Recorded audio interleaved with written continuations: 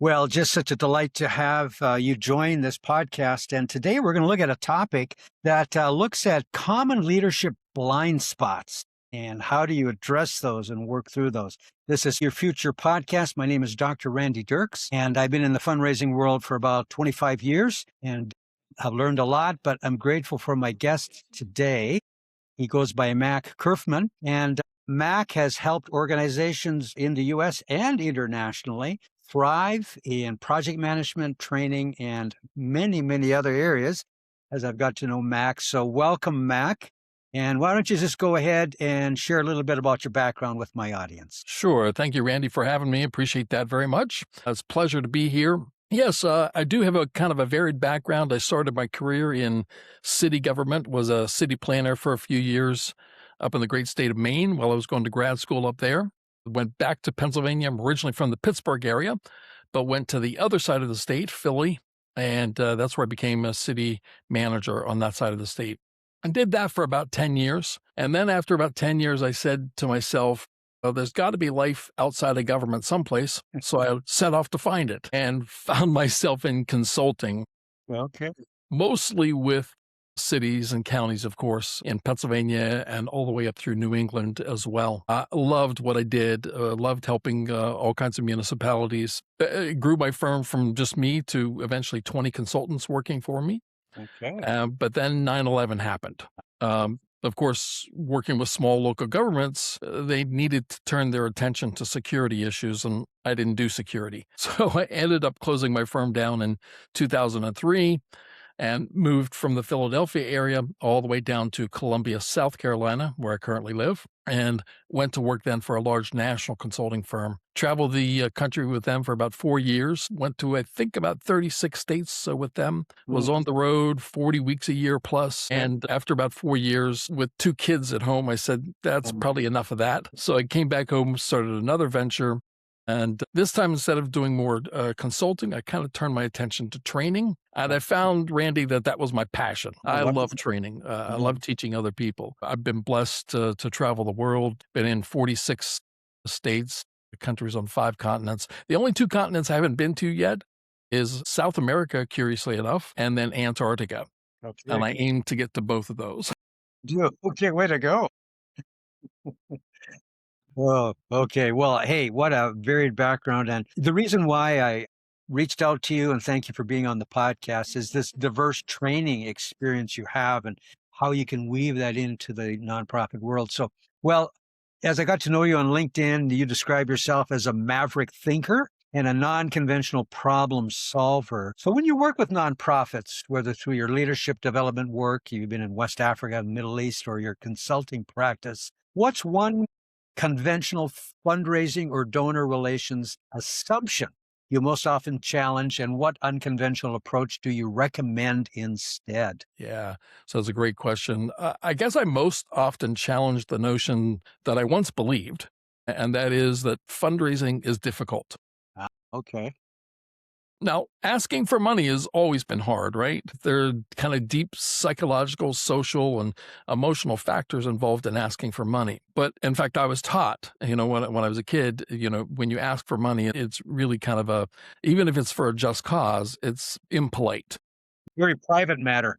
Yeah, exactly. But instead of, thinking about fundraising in terms of asking for money, I kind of turn it on its head a little bit.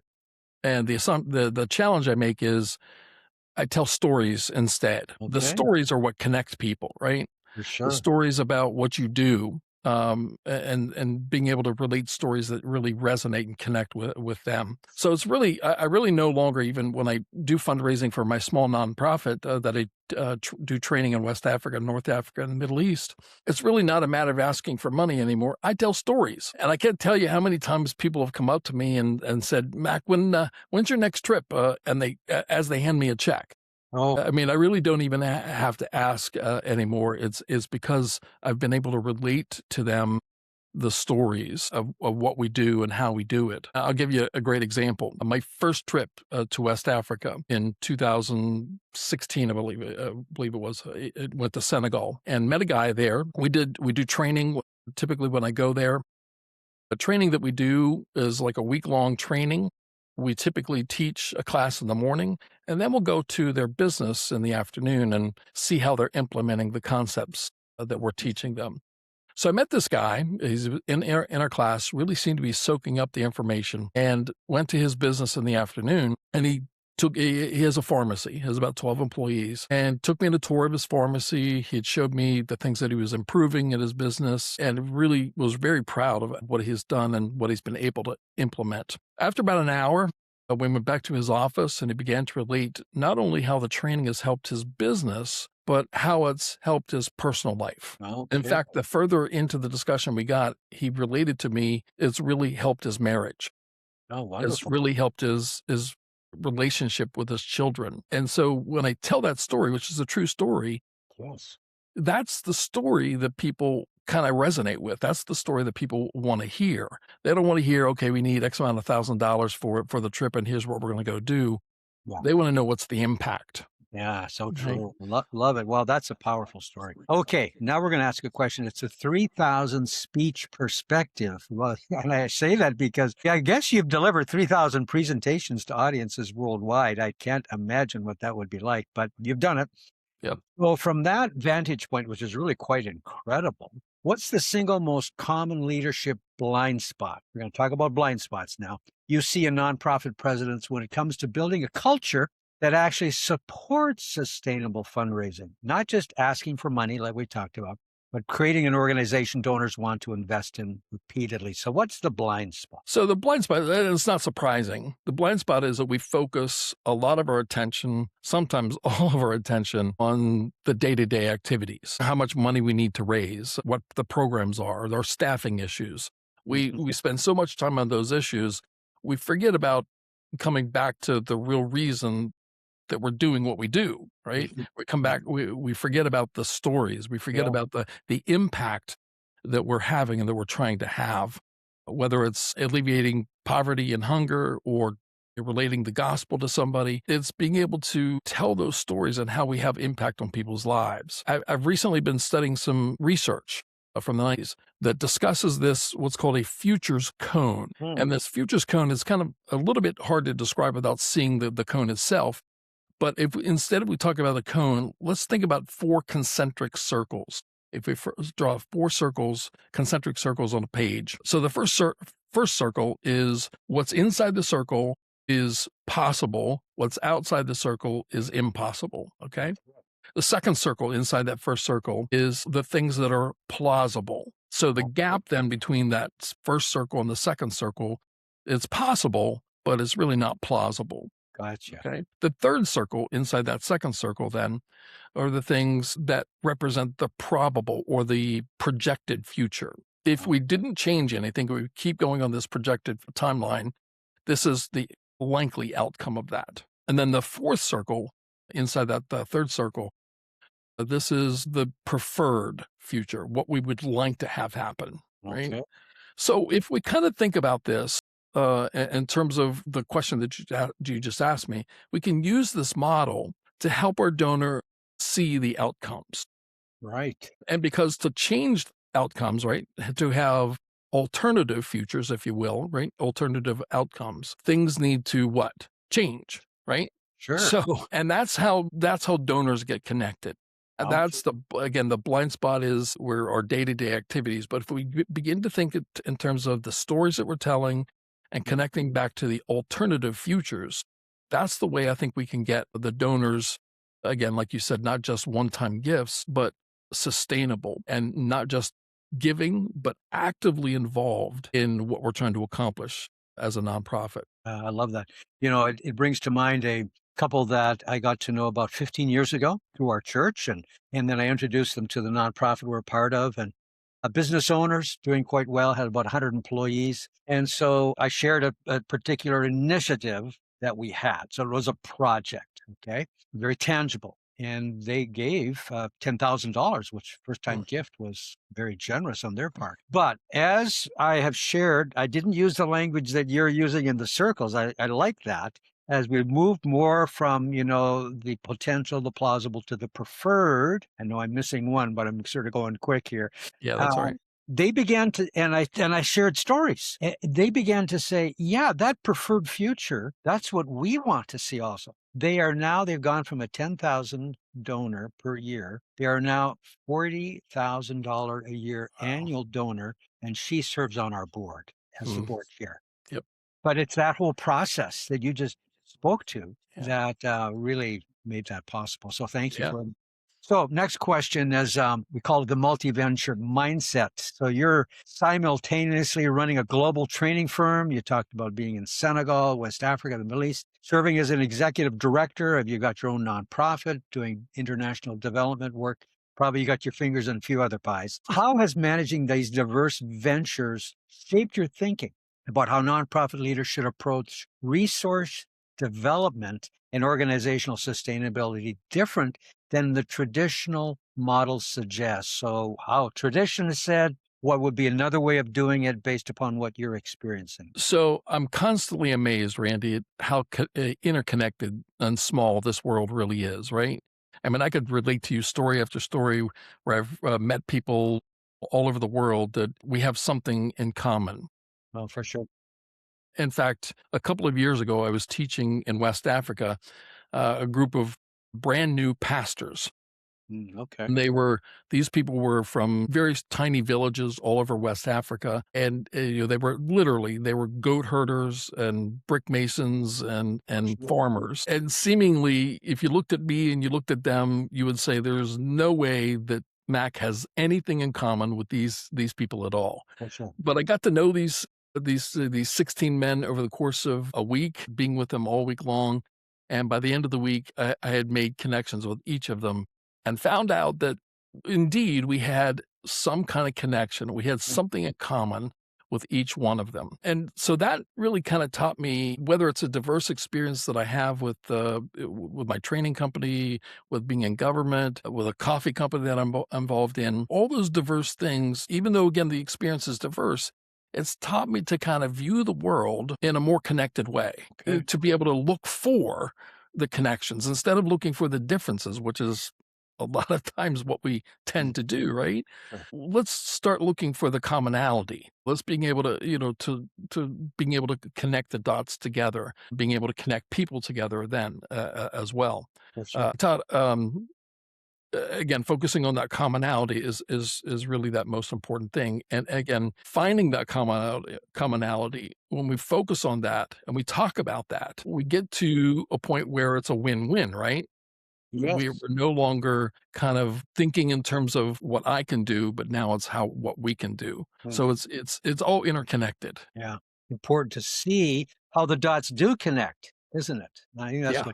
what you're relating to.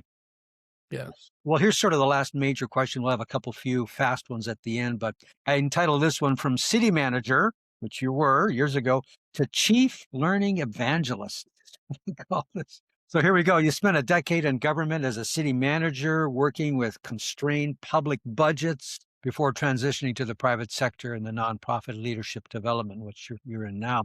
What's one critical lesson from managing scarce public resources that nonprofit presidents desperately need to apply to their fundraising strategies, but rarely do? Yeah. So I had some success as a city manager because I was able to do two things. One, I helped craft a vision for the community. And the second thing was I helped build then the coalitions to make those visions become a reality. Now, the thing about crafting a vision, right? The thing about crafting that vision is that if you do it correctly, the vision always requires more resources than you have. Sure. The vision always requires more resources than you have. So to get things done at the scale that our nonprofits advertise, to get to the impact that we want to have on this world, we cannot any longer operate in fiefdoms or silos. All right.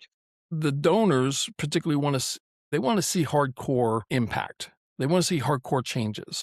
They're weary, I think, of the small incremental changes. And I think they're really starving at this point for the hardcore impact that we say we can have in our vision statements. So, in order to make that happen, we can't operate in our own little fiefdoms anymore. We have to combine forces. We have to work together. And that's what I tend to do in my nonprofit organization. I tend to partner with very diverse groups like mission sending organizations, local businesses, Yes. hospitals, Sure. chambers of commerce, Mm. schools, even government. And again, when we, as a nonprofit organization, when we begin to make those connections and those partnerships, we're looking for the win-win, right? I mean, my organization, I want us to win. I want us to accomplish our vision. And then when we partner with those other organizations, we need them to win as well. If you've ever read Stephen Covey's book, The 7 Habits of Highly Effective People, Yeah. he talks in there, one of his habits is think win-win all the time, right? Yeah. So I'm making connections and I'm partnering with people and I want to make sure they win. And of course, I want to make sure I win. So we have to find the common ground. That's the issue, is to be able to find that common ground and exploit, to leverage that Yeah. common ground. For sure. Yeah. Yeah, that's so good. I think we tend to look at other organizations out there as sometimes competitors. Yeah. And so why would we want to, share ideas or perspective with them? But what you just alluded to is finding people and finding those win-win opportunities where they gain something, we gain something. That's And right. who knows out of that relationship if something new doesn't develop that is even greater for both entities than what was even previously imagined. So Yep. oh, well, it's been Exactly. great. I've got 5, I call them fast 5 here, questions at the end. They don't have to do anything with your international work, but more you as an individual. So, here's the first one.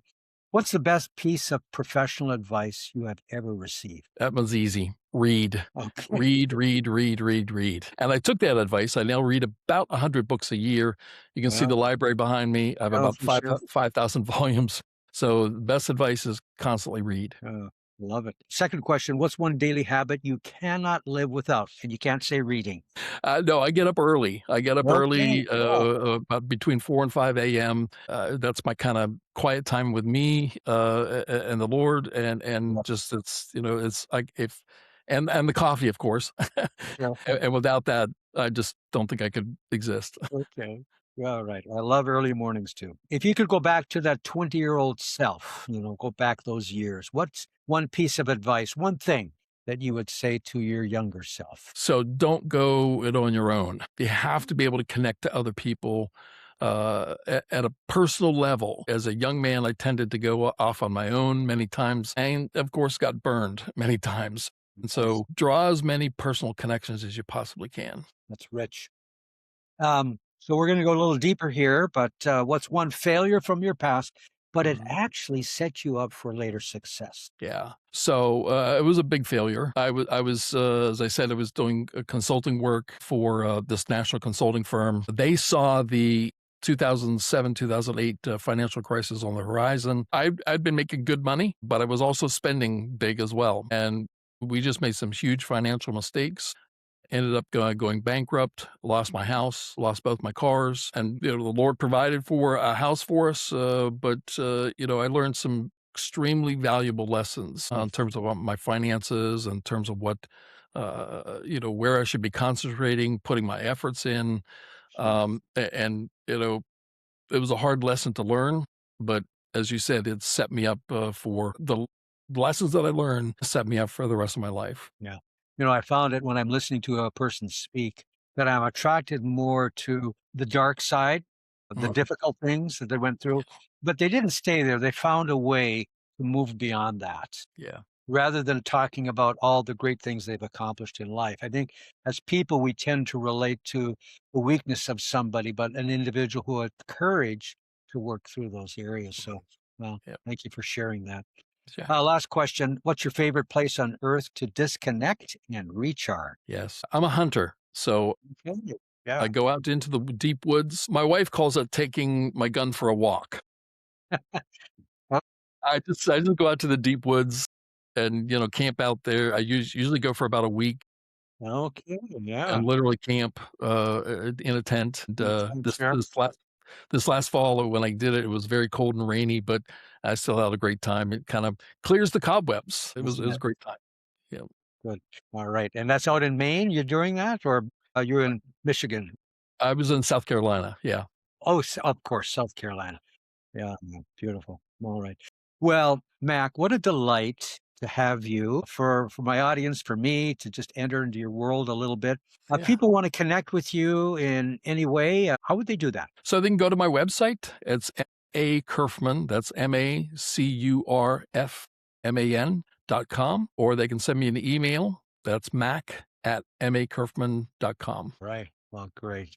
Well, what a delight again. Appreciate your insights from many, many years of experience. So, for those that are listening today, this is Dr. Randy Dirks, and this is Funding Your Future Now podcast. And you can also reach me at randydirks.com. So, until the next episode, trust you'll have a blessed